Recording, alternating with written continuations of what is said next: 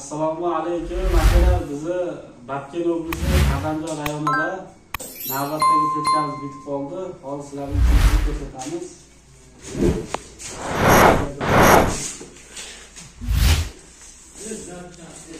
Kelganda mana pechkalarimiz bitib qoldi. Pechkalarimiz ablisovitni ishlarida, qaymoq svetib qolib, qaymoq qo'shgan rastvorlarda bo'ldi sho'xlari. Ablisovitni g'ish stiklanli eshik kerak bo'lsa 0755 39 14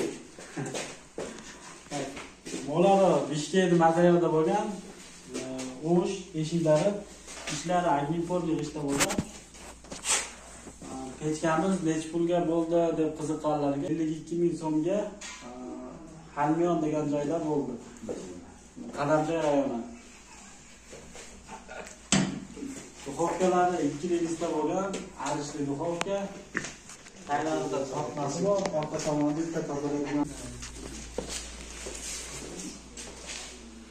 Pechkamiz orqa tomoni, bitta kichik duxovkasi, bitta katta duxovkasi. Non, somsa, insalar pishirsa bo'laradi. Mayda glavni xotini tozalaydigan eshigi bor. Plisosda lopatka olib tashlasa bo'laradi. U ham qulay, udobli bo'ladi. Ochib turib lopatka olib tashladi. Mayda tepada listi bor, listi ham qalin list. Bu yerda tepadagi tomga tushgan bo'rini tozalasa bo'ladi.